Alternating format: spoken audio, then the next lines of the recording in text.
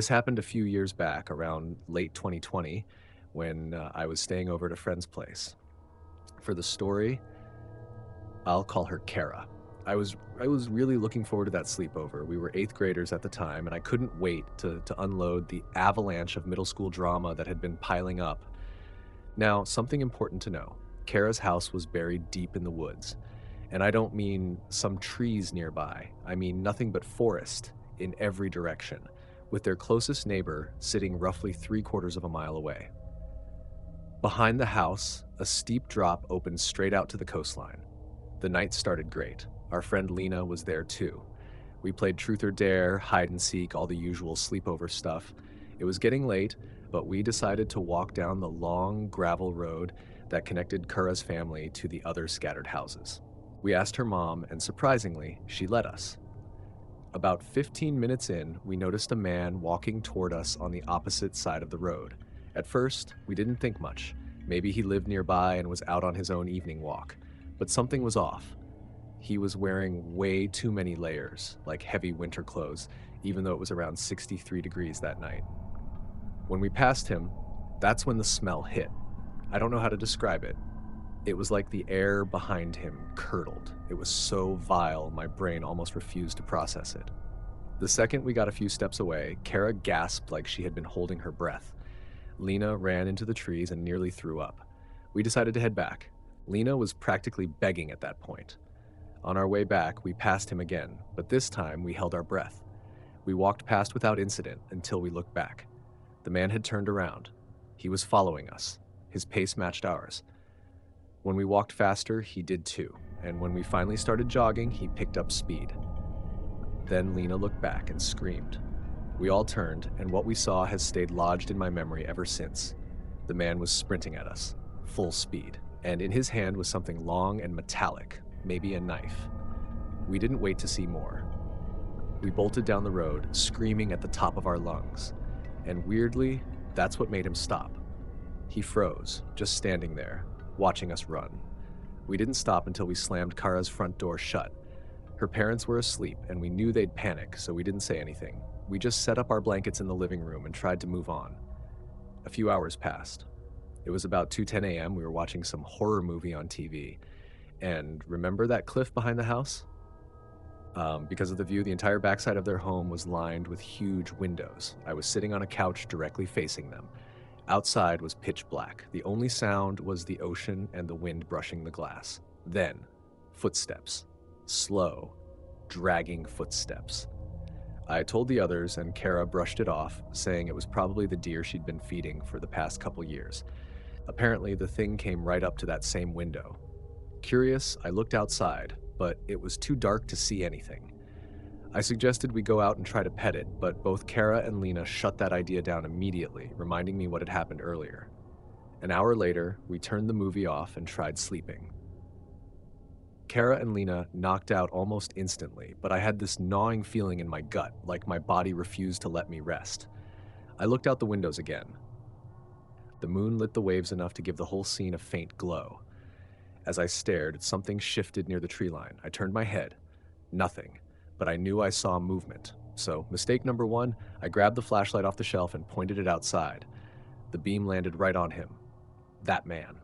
Again, only this time, he wasn't wearing all those layers. He was shirtless, skin pale and filthy.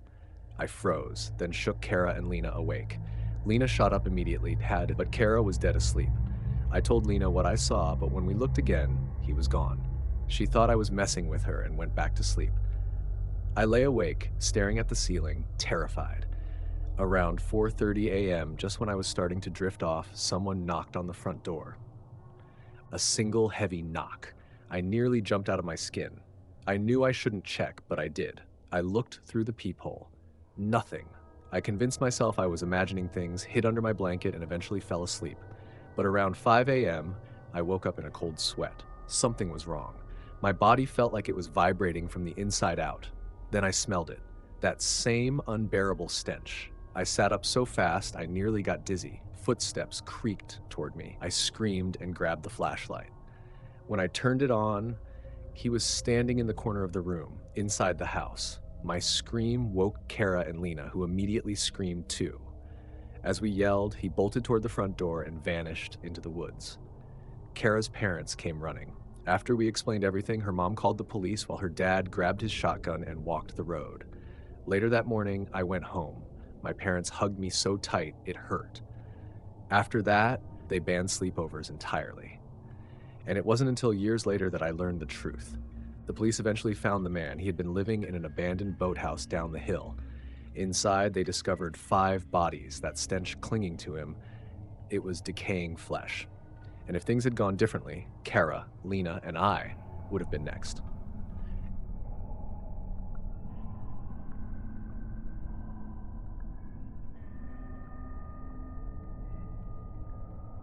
When I was a kid, my family lived in a quiet, semi-rural suburb outside a large US city. This all began in 1999 when I was 7, my younger brother was 4, and my older half-sister Kayla was 19.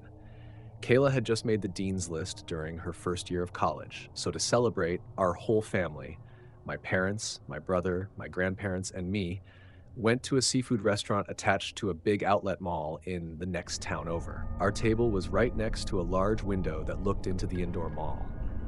I was busy coloring when I looked up and saw a woman standing outside, staring directly into the window at us. She had long, stringy brown hair, oversized glasses, and a worn-out mustard-colored coat. The instant I saw her, something in my stomach tightened. She made me uncomfortable in a way I didn't have the words for at that age. The next time I looked up, she wasn't in the hallway anymore. She was inside the restaurant. She stood at the host stand, refusing to answer the host's repeated questions about how many people were in her party. Instead, she kept her eyes locked on our table. Eventually, she asked to sit at the bar, just far enough away to not be suspicious, but close enough to watch us clearly. I whispered to my grandmother that someone was staring at us. She flagged down our server, but he said unless the woman actually threatened us, there wasn't much they could do.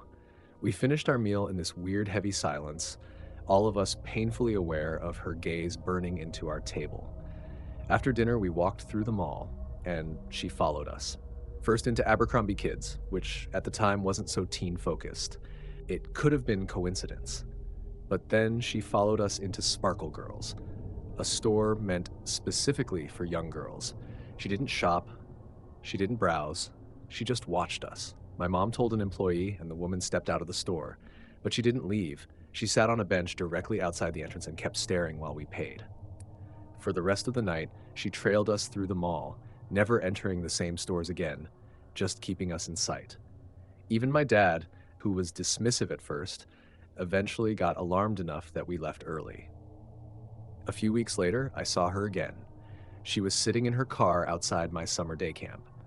I burst into tears and told one of the counselors it was the same woman who had followed us in the mall. The counselor confronted her and told her to leave or she would call the police. That alone was terrifying enough.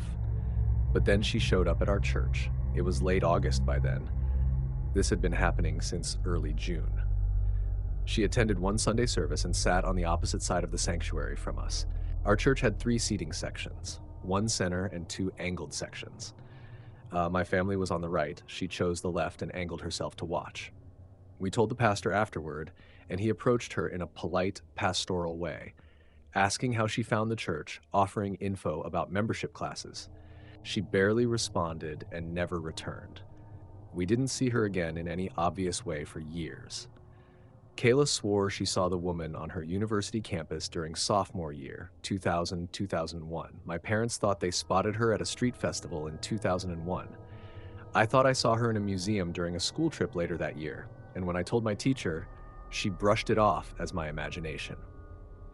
Then in 2003, it all flared up again. Every year, the Girl Scouts hosted a giant overnight lock-in at my elementary school. Dinner, crafts, badge work, and then a group sleepover in the gym. Our school had heavy metal gates that sectioned off the wings of the building after hours. During the event, the gym, cafeteria, nurse's office, and front offices were open. The rest of the school was locked behind the gate. I stepped out of the gym to get some water and glanced down the hallway into the closed-off section. There was a janitor down there, a woman, and I knew her instantly. It was the same woman from the mall years before. I started crying and hid in the bathroom until my troop leader called my mom to pick me up. That Monday, my mom spoke to the school office. They said the woman had been hired as an evening custodian by the district the previous year and had transferred to our school only a month earlier. My mom told them what happened in the 90s, but the staff didn't seem convinced. A few weeks later, I got a part in the school musical. That meant staying after hours several times a week, the same time the woman worked. She never came into the gym, but she stood behind the metal gates staring into the room, pretending to sweep or wipe things down. It became a pattern.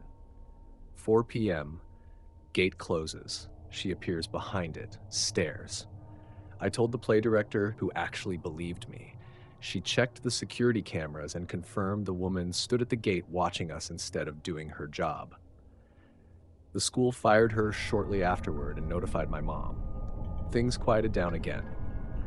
In 2004, I was riding in the car with my dad and saw her in another vehicle at a stoplight. My brother saw her at a park during a Boy Scout event a year later. My sister saw her in the restaurant she worked at in 2004. She refused to serve her, and the woman just sat there staring until a different waiter came over. And then everything went silent again until 2009. By then, I was 18 at a fast food place with my boyfriend. We were mid-bite when the woman walked in. Both of us froze. He recognized her too. His family had dealt with the same woman. For them, it started around 2001 when he was about 9. She had followed his sisters around. She visited his dad's restaurant asking customers about the owner's kids, but refusing to speak if the owner himself approached her. He and I realized we'd both been stalked by the same woman for nearly a decade, and at least 2 families had reported her to the school district. Yet they had done nothing for months, even after she was caught staring at students during custodial shifts. We left before she noticed us. By then, we were older, dressed differently, and she didn't seem to recognize us. But I still wonder, how many other families did she follow, silently, from the background? How many kids noticed her staring and were told they were imagining things? And what did she actually want?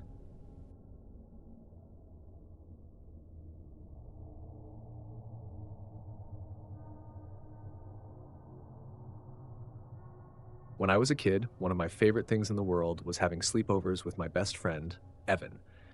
His house was honestly every kid's dream. It wasn't huge, but the basement was massive, a full loop that wrapped around the entire bottom floor like an indoor racetrack. Down there, he had a foosball table, an old pinball machine, a mini basketball hoop, and enough open space for us to ride around on scooters when we were wired on soda and junk food. The best part? His parents' bedroom was 2 floors up, so they never heard a thing.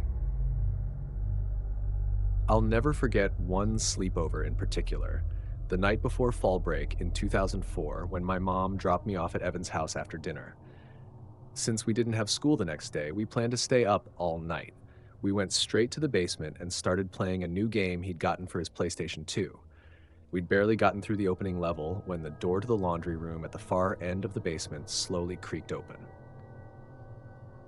Evan paused the game and turned. Sure enough, the door, which had been closed, was now cracked open about an inch. I told him to go close it. He shrugged and said it sometimes drifted open because of the air vent. But the truth was, both of us got creeped out in that basement at night sometimes, and that dark laundry room felt like a black hole when the lights were off. Eventually, he got up and shut the door. An hour later, while Evan played another round, I started riding one of his scooters around the loop, picking up speed as I went. That basement made you feel invincible as a kid. But then, another noise. A sharp, metallic thunk.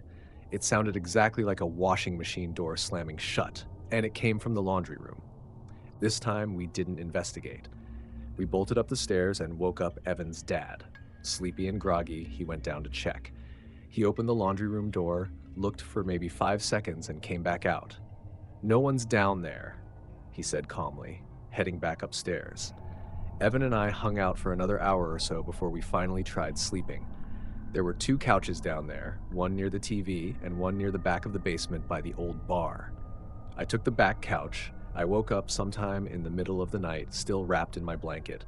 The basement was completely black, no moonlight through the tiny windows, no glow from the TV. just darkness. As soon as I sat up, I felt it, that creeping sensation that someone was watching me. "Evan?" I whispered into the dark. Then, movement.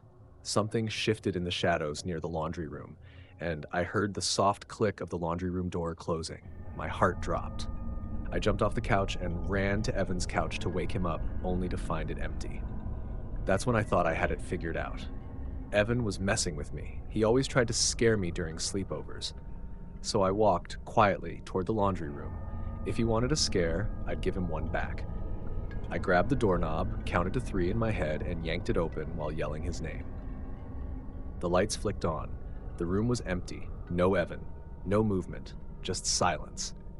But then I noticed something, a faint shape behind the tinted glass of the dryer door. Someone was inside.